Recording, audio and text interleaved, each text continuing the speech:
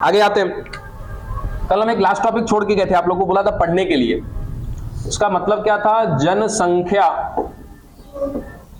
विस्फोट, population explosion.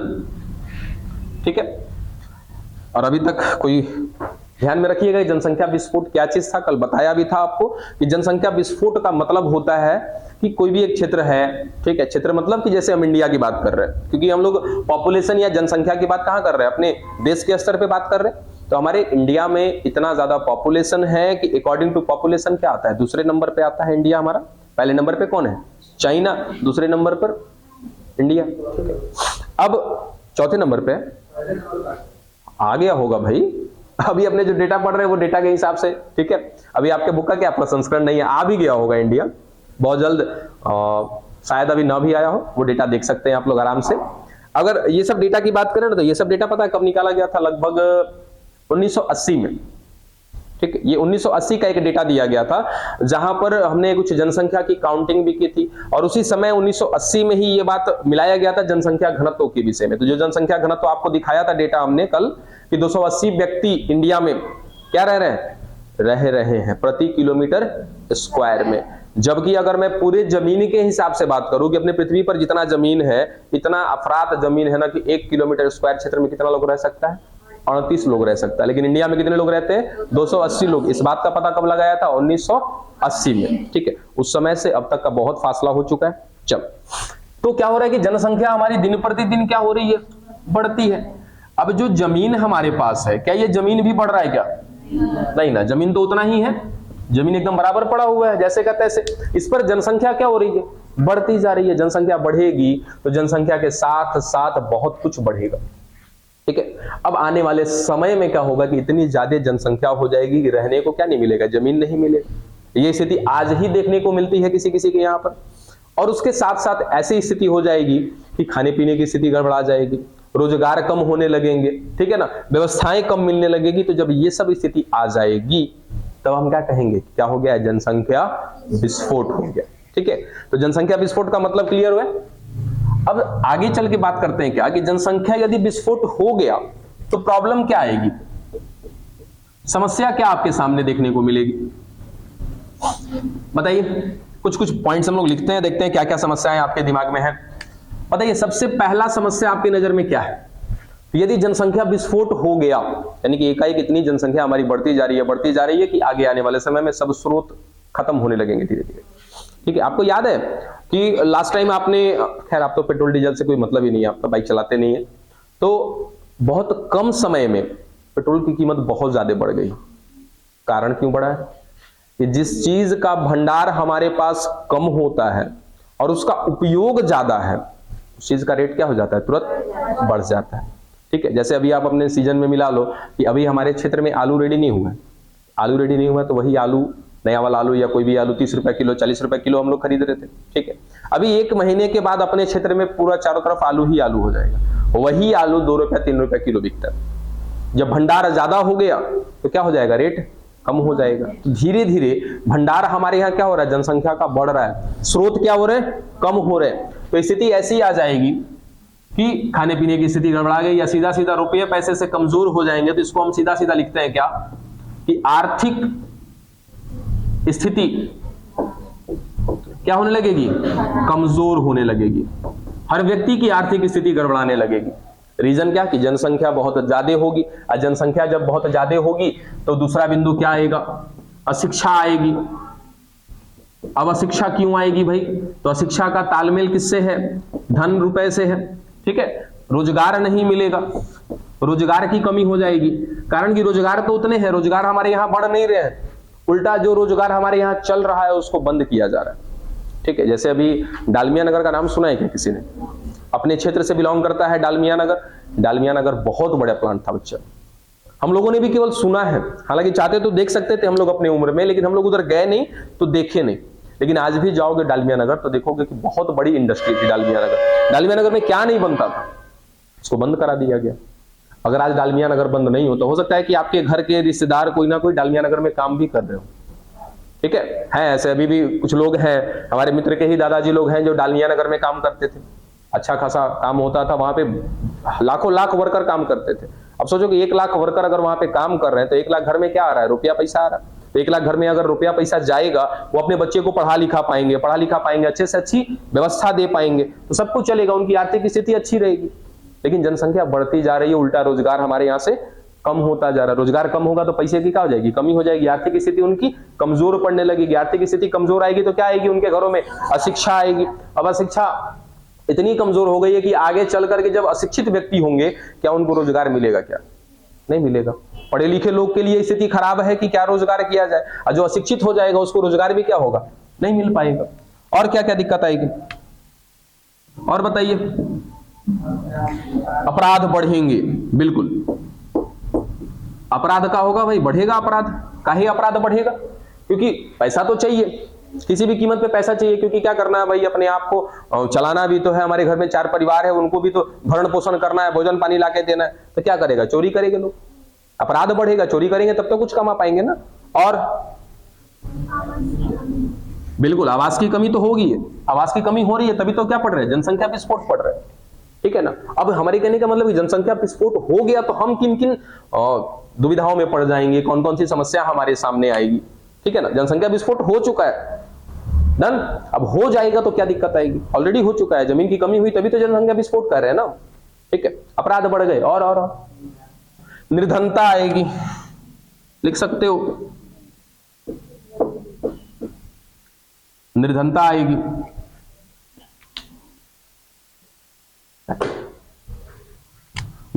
रहेगी, वो सब कुछ हालांकि मिला जुला कर हमने यहीं पे लिख दिया है, छोड़ो ये सब छोटी मोटी बातों को नहीं। और कुछ आ सकता है क्या?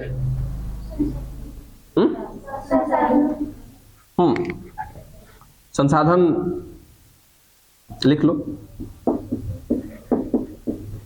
संसाधन क्या होंगे, कम होंगे हमारे पास, संसाधन कम होते जाएंगे। संसाधन कहने का मतलब क्या होता है, अब कोई भी चीज हम इस्तेमाल करते हैं, जैसे गाड़ी घोड़ा का इस्तेमाल कर रहे हैं, घोड़ा तो नहीं लेकिन गाड़ी का इस्तेमाल कर रहे हैं, ठीक है। कहीं भी आना जाना होता है तो बस तुरंत 100 रुपया दिया, काम हो गया, यहाँ से वहां चले गए, आ गए। अब पैसा ही नहीं है तो क्या हो जाएगा, संसाधन का उपयोग भी नहीं कर पाएंगे हम, ठीक है।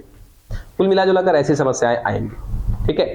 अब और क्या दिक्कत हो सकती है, दिक्कत बहुत होगी, ठीक है। कुछ गिने चुने पॉइंट्स है जिनके अंतर्गत हम बहुत सारी चीजें, जैसे अशिक्षा अगर आ रही है तो शिक्षा आएगी तो बहुत सारी चीजें हो सकती है। पढ़ा है हमने कि अशिक्षा अगर होगी, लोग पढ़े लिखे नहीं होंगे तो क्या क्या दिक्कत आएगी, वो सब बिंदु हम लोग पहले ही पढ़ चुके हैं। कुल मिला जुलाकर बहुत सारी समस्याएं आएंगी हमारे पास, तो हमको क्या करना चाहिए, नियंत्रण करना चाहिए, ठीक है। तो जनसंख्या विस्फोट की बात समझ में आ गई। जनसंख्या विस्फोट होगा तो क्या क्या समस्याएं, क्या क्या प्रॉब्लम हमारे आसपास आएंगी, वो बातें समझ में आ गई। अच्छा, और एक चीज है कि जनसंख्या विस्फोट होगा ना तो इसके साइड में एक और बात आप कह सकते हो कि प्रदूषण भी बहुत तेजी से बढ़ेगा। हालांकि ये तो बढ़ चुका होगा, जब विस्फोट होगा तब तक तो ये बहुत ज्यादा हो चुका होगा, बस ये भी समझने की जरूरत है क्या कि प्रदूषण भी क्या हो रहा होगा, बढ़ रहा होगा, क्योंकि जनसंख्या बढ़ेगी तो क्या होगा, प्रदूषण भी बढ़ेगा, लोगों की संख्या बढ़ेगी, लोगों का इस्तेमाल बढ़ेगा, गाड़ियां बढ़ेंगी, फैक्ट्रीज कुछ बढ़ेंगे, तो वहां से क्या होगा, प्रदूषण ही प्रदूषण होगा, ये सब कुछ होगा समस्याएं। अब इससे बचना है, हमें क्या करना होगा, जनसंख्या पे कंट्रोल करना होगा। ये कुछ बिंदु खुद से लिख लोगे कि लिखवाना मतलब उतारोगे, लिख लेंगे, चल मिटाएं इसको।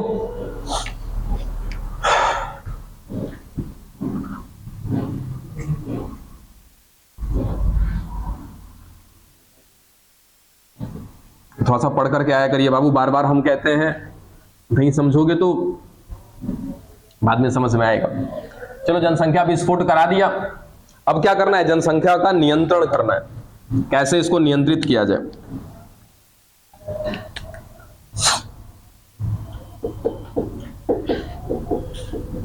इसी सबको नियंत्रण करने के लिए अब हमने देख लिया ना कि ऐसे ही अगर लगातार बढ़ता रहा तो एक समय ऐसा आएगा, चाहे वो समय 10 साल के बाद आए या 20 साल के बाद आए, क्या हो जाएगा, जनसंख्या विस्फोट। तो हमको पहले ही से क्या करना होगा, इसका नियंत्रण कर लें। अगर हम लोग पहले से ही नियंत्रण कर लें तो क्या हो जाएगा, शायद ये जनसंख्या विस्फोट, अगर एक अनुमान रख लो कि 2050 तक जनसंख्या विस्फोट हो जाएगा, ठीक है। अगर हमने पहले से ही कंट्रोल करना शुरू कर दिया तो शायद जो समस्या 50 में आने वाली है वो समस्या अब 70 में आए, 80 में आए, ऐसा किया जा सकता है ना, ठीक है। चलो, तो वही चीज हम करने जा रहे हैं कि भाई जनसंख्या को कैसे कंट्रोल किया जाए, बताइए।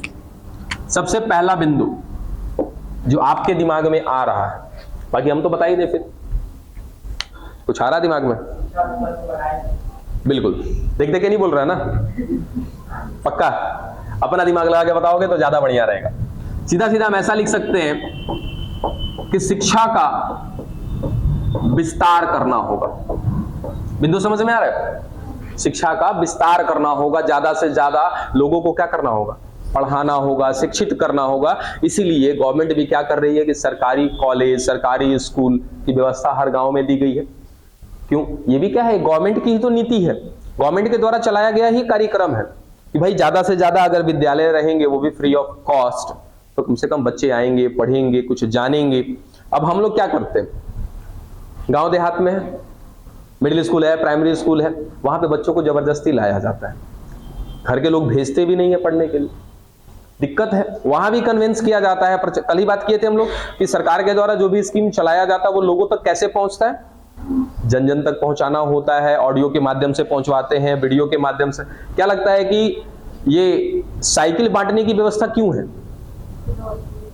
लोग स्कूल जाएंगे लालच में, ठीक है, ताकि भाई किसी तरीके से क्या किया जा सके, शिक्षा का विस्तार किया जा सके। उसी लालच की वजह से लोग कम से कम पढ़ेंगे तो सही, ठीक है। पोशाक की राशि दी जाती है गवर्नमेंट के द्वारा।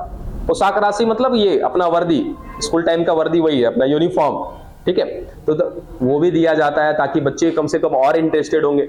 अब क्या हुआ ना कि स्कूल खोल दिया गवर्नमेंट ने, स्कूल तो खोल दिया, अब तुरंत गवर्नमेंट को से ही सवाल किया गया कि ठीक है स्कूल जाएगा बच्चा, हम लोग इतने गरीब है, कपड़ा लता कहां से किनाएगा? लो भाई, गवर्नमेंट ने वो भी दिया आपको, चलिए कपड़ा का भी पैसा दे देते हैं। और समस्या कि अब जाएगा, पढ़ने जाएगा तो घरे व्यवस्था नहीं है, इतना हाईफाई नहीं है, हम लोग टिफिन कहां से बनेगा? ले भाई, स्कूल में लंगर चलना चालू हो गया है ना, मिड डे बोलते हैं उसको ना, जो भी बोलते हैं मिड डे या फिर कुछ भी बोलते हैं, तो वहां पे स्कूल में ही खाना पीना का व्यवस्था किया गया ताकि लोग किसी तरीके से क्या करें, पढ़ने आए। अब पढ़े आएंगे तो क्या होगा, धीरे धीरे उनको जानकारी दी जाएगी, जनन स्वास्थ्य के बारे में जानकारी दी जाएगी कि कैसे क्या करना है, जिससे हम क्या कर पाएंगे, नियंत्रण कर पाएंगे। डन। दूसरा बिंदु, और कुछ कर सकते हैं क्या? शिक्षा का विस्तार कर लिया, और हाँ देख भाई, देख देख कुछ तो बताओ, तू लोग का बुद्धि भ्रष्ट हो गया है, इतना समस्या गिनवाए हो तू लोग, तो समस्या का निदान कौन करेगा जी? इंटर में आ गए हो, आज तक तुमको यही नहीं पता चला कि हम कैसे कैसे क्या क्या कर सकते हैं। देखो दूसरा बिंदु हम खुद से बताते हैं, तीसरे पे आपका दिमाग जाना चाहिए। परिवार नियोजन के बारे में लोगों को बताना होगा। भाई हमको क्या करना है, कुल मिलाजुला के जनसंख्या पर रोक लगाना है। सीधा सीधा मान लो ये जो जनसंख्या इतना तेजी से बढ़ रहा है ना, इसको क्या करना है, हमको रोकना है, किसी भी कीमत पे रोकना है। बात समझ में आया? और रोकने के लिए कुछ तरीके हैं हमारे पास। अब ऐसा तो नहीं कर सकते कि भाई ये गांव में ज्यादा है, जनसंख्या ज्यादा हो गया तो रात में, वैसा भी नहीं कर सकते। तो कुछ तरीके के इस्तेमाल करना होगा। शिक्षा बढ़ा लिया, उसके बाद क्या, परिवार नियोजन क्या है? तो परिवार नियोजन के बारे में बताया था ना कि ये एक सरकार के द्वारा चलाई गई स्कीम है जिसमें परिवार क्या रखा जाता है, सीमित रखा जाता है। और इसी सीमित परिवार के अंतर्गत आया था एक अवधारणा जिसका नाम दिया गया था क्या, हम दो हमारे दो। बात समझे? तो ये अवधारणा, ये स्टेटमेंट, ये परिवार नियोजन के अंतर्गत ही है कि हम दो हैं, ठीक है, तो हमारे बच्चे भी क्या होने चाहिए, दो। अब सोचो कि हम दो, हमारे 4-10 वाली कहानी चल रही है, तो चल रही है तो नियंत्रण तो नहीं ना हो पाएगा, ठीक है। अब ये स्लोगन आप विद्यालय पर जाओगे, सरकारी विद्यालय पे, वहां भी लिखा मिलेगा, आंगनबाड़ी केंद्र में जाओगे वहां भी लिखा मिलेगा। उसके साथ साथ पेपर वगैरह आता है, पेपर वगैरह में भी ये एडवर्टाइजमेंट आता है कि हम दो हमारे दो। कभी आप टीवी देखने बैठते हो, टीवी पे मूवी के दौरान या सीरियल के दौरान जो भी आप देखते हो, उस बीच में ऐड आता है। तो अब थोड़ा सा इसको कम कर दिया गया है, अब वो सरकारी ऐड बहुत कम देखने को मिलता है, लेकिन पहले क्या था, बहुत ज्यादा देखने को मिलता था। आज भी दिखाया जाता है स्वास्थ्य से संबंधित कुछ ना कुछ। और बताओ, और कुछ कर सकते हैं? अब बच्चे कम पैदा करना है तो इनमें ना कम बच्चा पैदा होगा है। एकरा में कोची लिखे हैं हम, इंडिया का क्रिकेट टीम खड़ा करना है? और कुछ है? बस इतने से नियंत्रण हो जाएगा? तो बताओ। गाड़ी मोटर कम करना पड़ेगा। गाड़ी मोटर से क्या मतलब है जी जनसंख्या का? प्रदूषण की बात ही नहीं कर रहे हैं हम, जनसंख्या विस्फोट होने वाला ओकरा टेंशन अलग है, तुमको प्रदूषण दिख रहा है? पता है टॉपिक को आप लोग फील ही नहीं करते हो। टॉपिक फील करोगे तो जवाब ऑटोमेटिक आएगा, अरे कुछ तो आएगा। लेकिन क्या करें, लाज शर्म सब घोर के बैठा हुआ है, किताब उताब पढ़ना ही नहीं है, कभी समस्या सोचते ही नहीं है, और कुछ नहीं हो सकता। क्या कर सकते हैं? अरे नियंत्रण करना है, रोजगार को छोड़ दो, अभी रोजगार गया तेल लेने, है ना, उसको छोड़ो। हमको जनसंख्या जो बढ़ रहा है ना, इसको रोकना है। बात करने से इसका सवाल का जवाब नहीं मिलेगा। आपको कहते हैं ना कि आपको बस लगता है कि आपके मित्र जो है तेज है आपसे, ऐसा है नहीं। तेज होती तो आप ही के लाइन में खड़ी नहीं होती, फिर भी अपने मित्र को आप होशियार समझ लेते हो।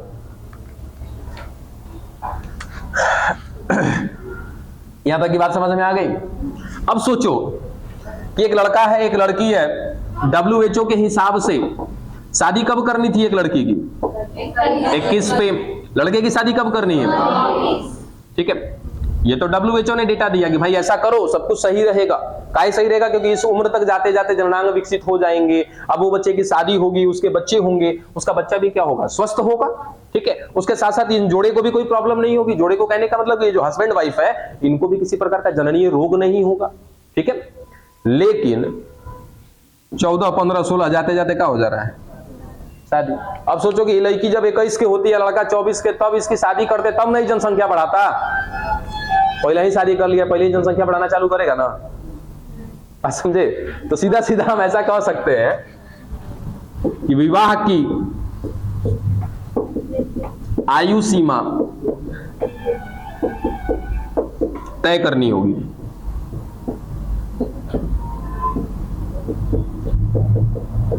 डन। कि अगर विवाह के लिए एक आयु सीमा तय कर दी जाए, तो सोचो कि अगर इस उम्र में जाते जाते कम से कम बीच में ही जो 5 साल अपना जनसंख्या बढ़ाया है, हर कोई जनसंख्या बढ़ाएगा, है ना, हर किसी को अपने परिवार को आगे बढ़ाना है, लेके जाना है अपने वंश को। लेकिन जो काम वो आगे जाके 7 साल 8 साल के बाद जनसंख्या बढ़ाता, वो अभी ये बढ़ा रहा है, तो और जनसंख्या तेजी से ना बढ़ेगा। ठीक है, तो हमको क्या करना है? इन सब पे भी रोक लगाना है, लोगों को समझाना है, बताना है इन सब चीजों को। और कुछ और अब नहीं पे मिल रहा है। चलो एक और बिंदु हम बताते हैं।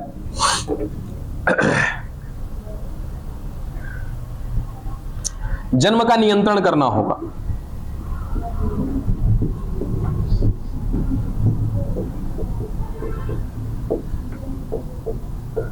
यानी कि सीधा सीधा हम क्या कहते हैं? जन्म नियंत्रण करना होगा।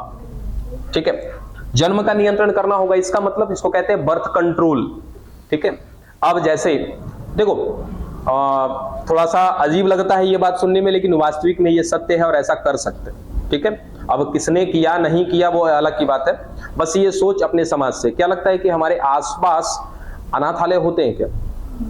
ठीक है, अनाथालय में बहुत से बच्चे होते हैं। ठीक है, अब कोई एक जोड़ा अपने बच्चे पैदा कर रहा है, अपनी जनसंख्या बढ़ा रहा है। ठीक है, अगर वो क्या करे कि ऑलरेडी अनाथालय में बच्चा है, वहां से अडॉप्ट कर सकते हैं क्या?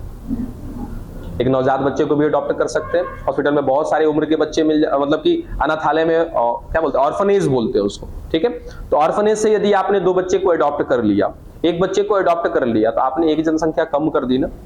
वो पहले से जनसंख्या की गिनती में था, आपने उसी को अपना परिवार का हिस्सा बना दिया। बात समझ में आया? तो ये कुछ भी कर सकते हैं हम लोग। बात समझ में आई? तो जन्म का नियंत्रण करना होगा, इसका मतलब कि जिसको जन्म देना है उसको क्या करना है? नियंत्रित करना है। अब सारे लोग तो ऐसा करेंगे नहीं, कुछ लोग हैं जो ज्यादा पढ़े लिखे हैं, जो ज्यादा अच्छे सोच के हैं, वो लोग ऐसा काम करते हैं कि अपने बच्चे ना पैदा कर करके कहीं ना कहीं वो क्या करेंगे? अनाथालय से जाकर के बच्चे को गोद ले लेते हैं। ऐसा किया जा सकता है। और ये जन्म नियंत्रण में केवल इतनी बात नहीं आती है कि अपने बच्चे को नहीं पैदा करना है और किसी को गोद ले लेना है। इसके बाद हम बात करेंगे, लिखना है लिख लो, नहीं लिखना तो बोलो, फटाफट मिटाएं इसको। मिटा दे पक्का? चल ऐसे रहा तब तो और मजा आएगा पढ़ाने में।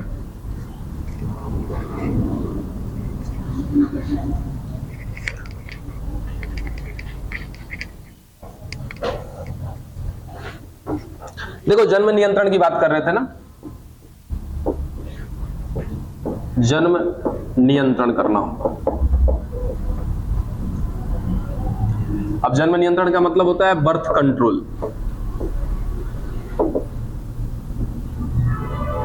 अब बर्थ कंट्रोल क्यों करना चाहिए, बर्थ कंट्रोल करने के कारण क्या क्या हो सकते हैं। तो पहला हमने एक बिंदु देखा कि बर्थ कंट्रोल क्यों करना चाहिए, क्योंकि भाई क्या हो रही है, जनसंख्या बढ़ रही है, जनसंख्या विस्फोट हो रहा है, इसलिए हमें क्या करना है, जन्म को नियंत्रण करना है। ठीक है, कैसे कर सकते हैं, एक बिंदु हमने देखा कि अपने बच्चे ना पैदा करके क्या कर सकते हैं, अनाथालय बोलते हैं ना, देख लीजिएगा, अनाथालय जो भी हो, तो अनाथालय से क्या कर सकते हैं, बच्चे को अडॉप्ट कर सकते हैं, बच्चे गोद ले सकते हैं।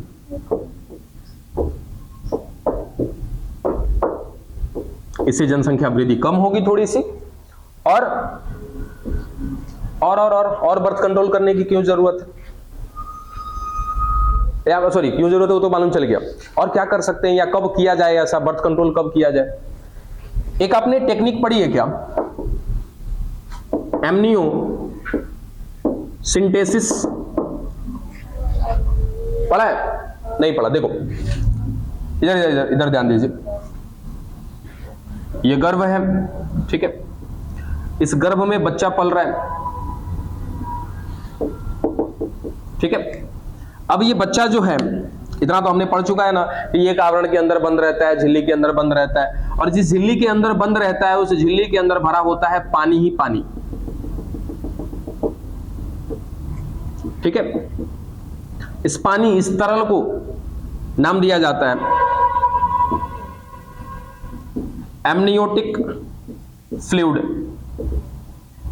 हिंदी में कहते हैं एमनियोटिक तरल, फ्लूइड की जगह पे क्या लगा दोगे, तरल, बाकी एमनियोटिक का एमनियोटिक ही होगा हिंदी में भी, ठीक है।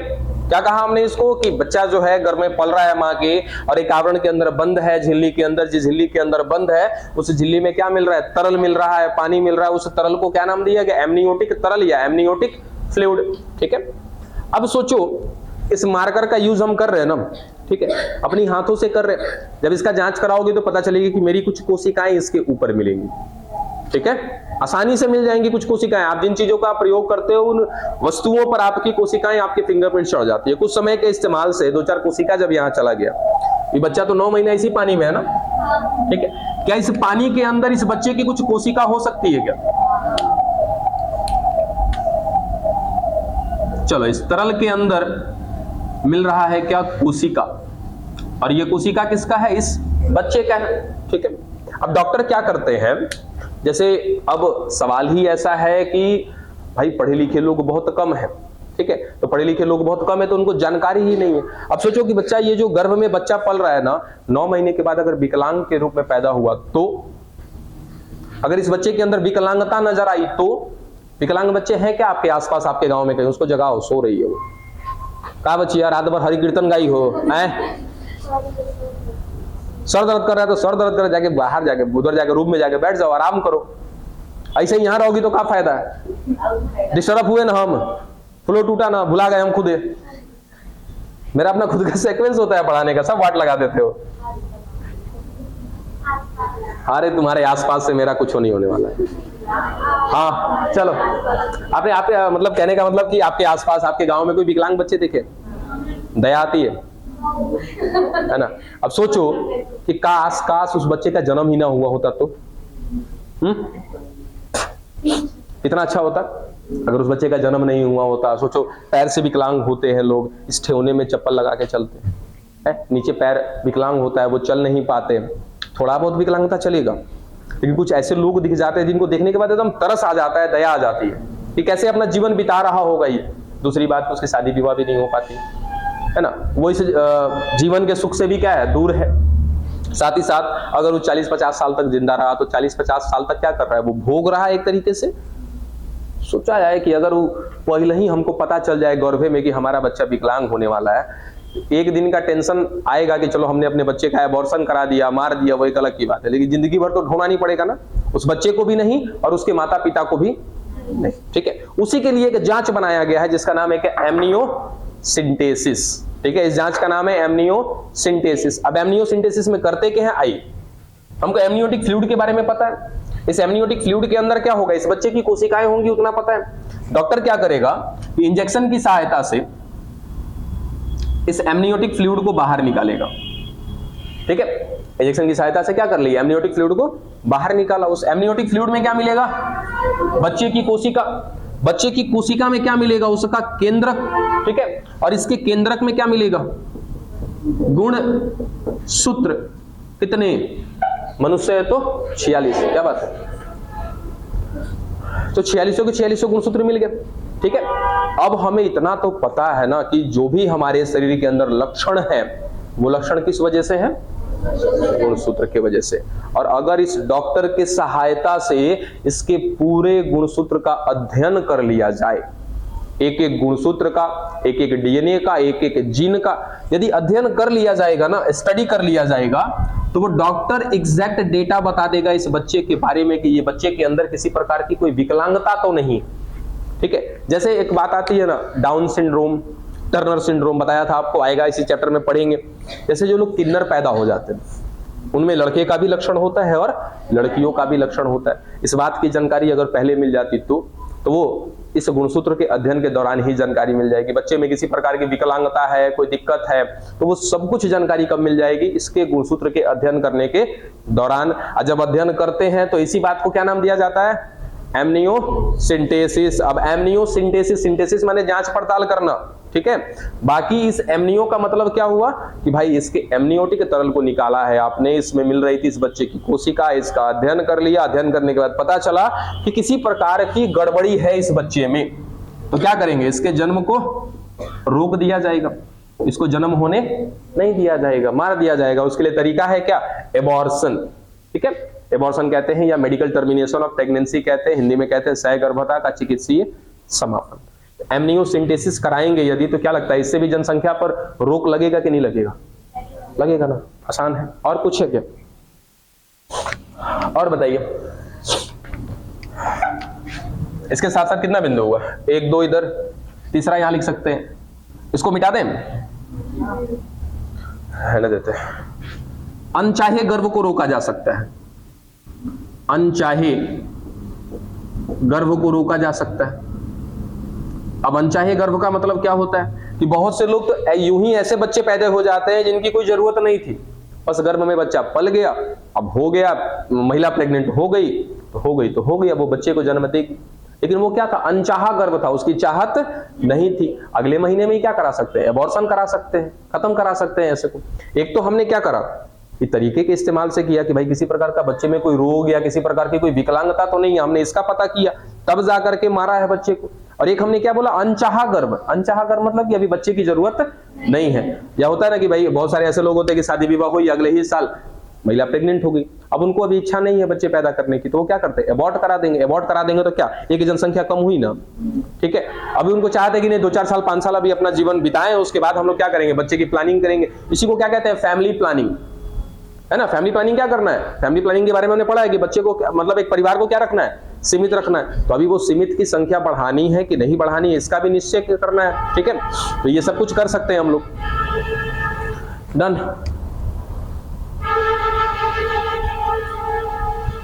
और बताइए, यहां तक की बात क्लियर हुई, मिटा दें।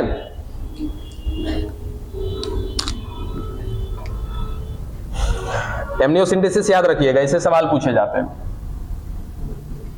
और हाँ देखो एक बात और, ये एमनियोसिंथेसिस हमारे इंडिया में बैन है, समझे। हाँ बैन कर दिया गया। हाँ, इससे लिंग का भी पता लगाया जा सकता है ना, बिल्कुल। जब एमनियोसिंथेसिस कराने जाते हैं तो उस दौरान आसानी से ये पता चल जाता है कि होने वाला लड़का एक लड़का है या लड़की है, तो लोग क्या करा देते हैं, एबॉर्शन करा देते हैं, मार देते हैं ऐसे बच्चे को। ठीक है, तो इसलिए इंडिया में क्या कर दिया गया,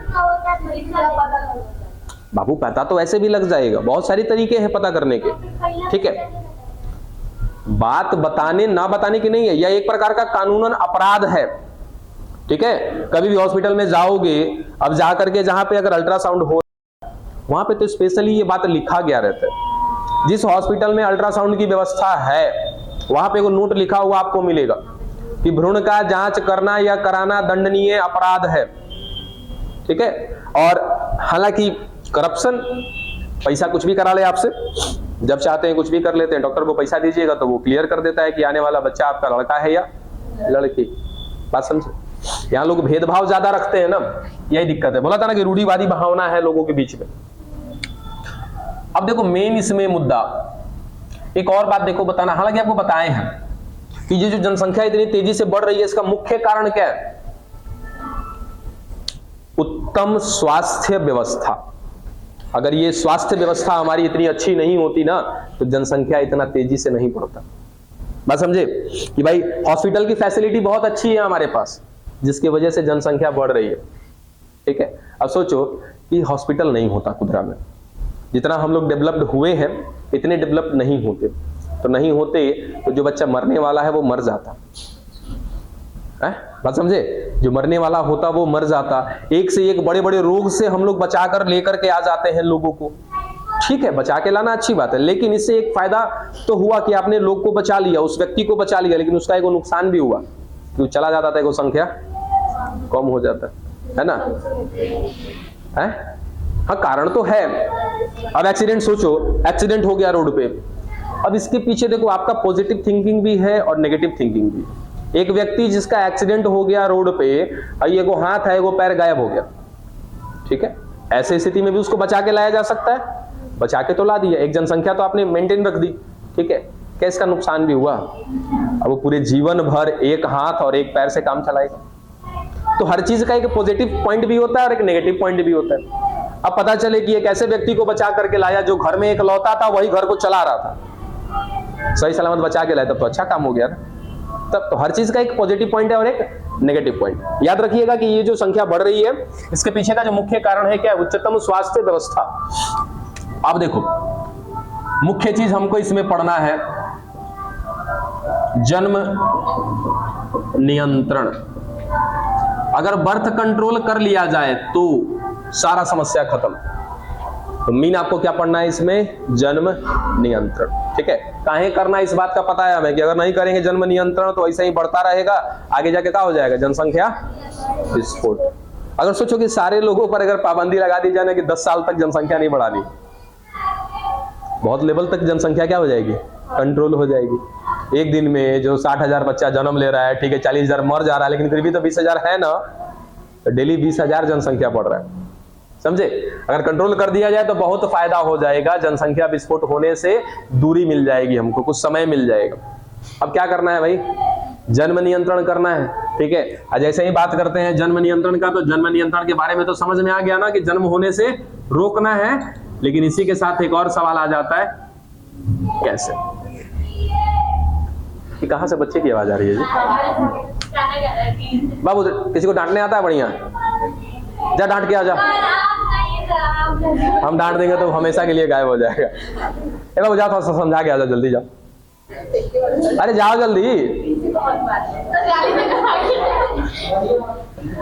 मारना मत, बोलो कि सर बुलाए अंदर, चल।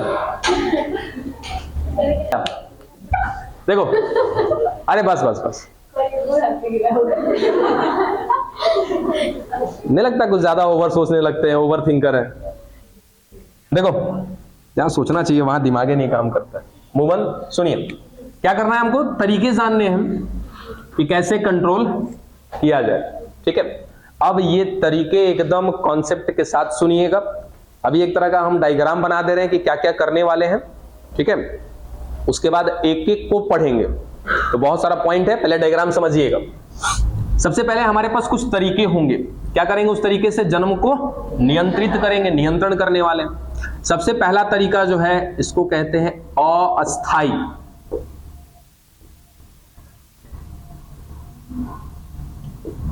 इसे ही ना, टेम्पररी,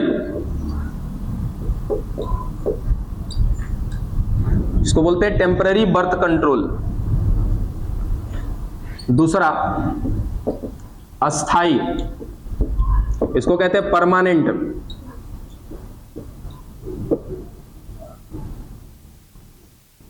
ठीक है।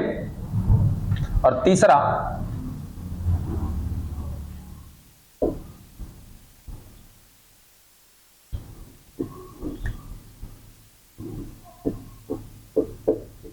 सहगर्भता का चिकित्सीय समापन।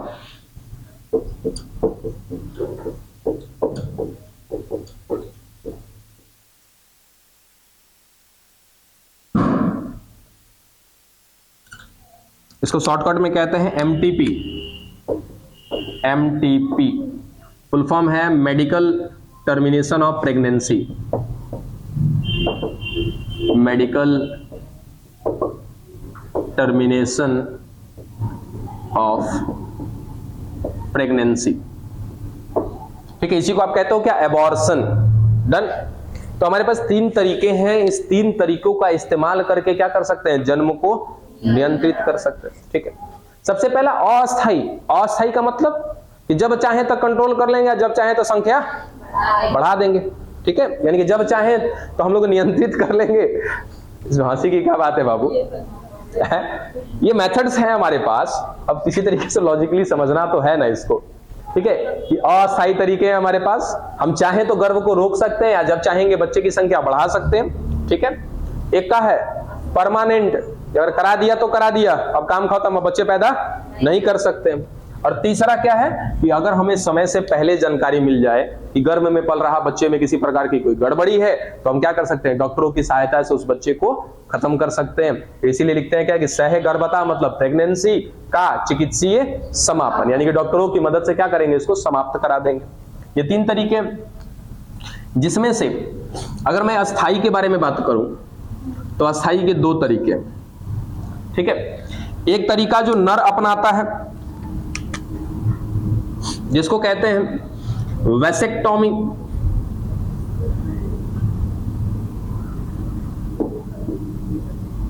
हिंदी में भी कहते हैं वैसेक्टॉमी, और एक को कहते हैं ट्यूबेक्टॉमी।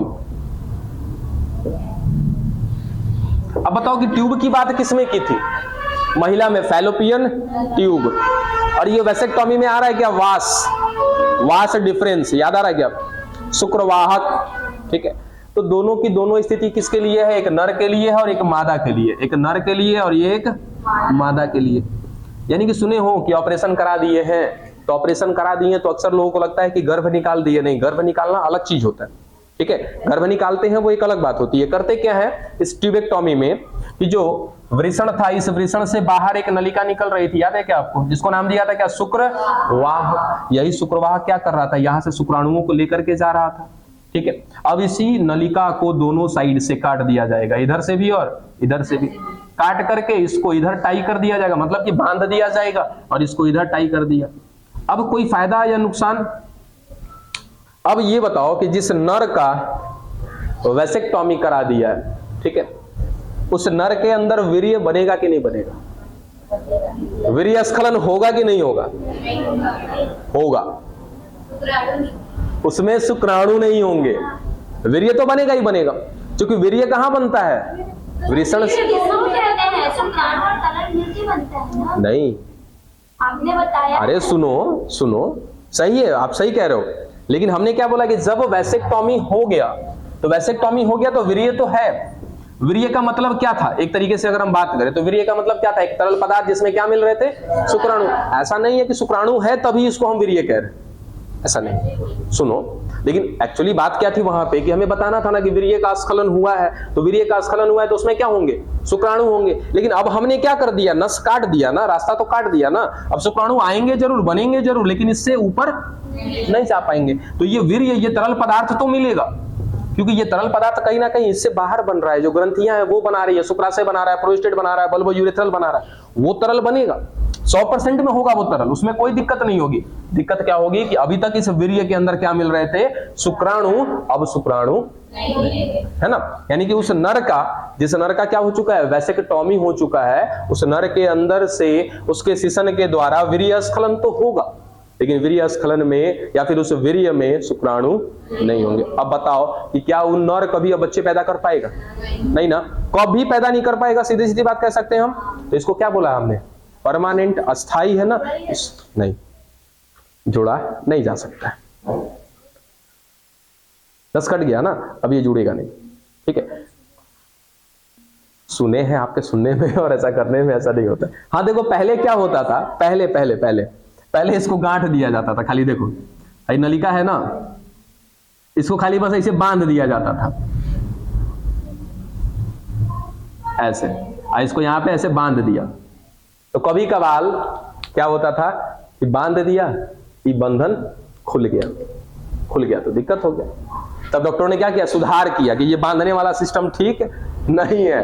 पता चला कि बांध दिया है, सब कुछ ठीक था, 50 की उम्र हो गई है, 45 की उम्र हो गई है, मालूम चला कि जा, समझे, अब बच्चे पैदा करने की स्थिति आ गई, काफी शर्मनाक स्थिति आ जाएगी। चलो वैसेक्टॉमी समझ में आ गया, ठीक है। दूसरा क्या है, ट्यूबेक्टॉमी। ये किसमें करते हैं, मादा में करते हैं। यहाँ पे क्या करते हैं, सीधा सीधा ये फैलोपियन नलिका मिल रही है, ठीक है। अब चलो आगे देखो कि इधर मिल रहा है अंडाशय, ठीक है, कभी ये वाला काम करेगा तो कभी ये वाला काम करेगा। अब क्या करना है, इसको भी पहले बांध देते थे लोग, बात समझे, तो ये गबड़ा जाता था, बांध दिया। अब बांधने के बाद 10 साल 20 साल जाते जाते कभी अगर गांठ खुल गया तो काम कर जाएगा, कोई जरूरी भी नहीं है कि ना काम करे। तो अब क्या कर देते हैं, सीधा सीधा इसको काट देते हैं, ये काट के हिस्सा अलग हो गया, ये वाला हिस्सा अलग हो गया। अब अंडोत्सर्ग तो होगा लेकिन फैलोपियन नलिका में अंडाणु नहीं आएगा। जब अंडाणु नहीं आएगा तो निषेचन नहीं होगा, निषेचन नहीं होगा तो जन्म का नियंत्रण तो कर लिया ना, ठीक है। ये क्या हो गया, अस्थायी विधि, ठीक है।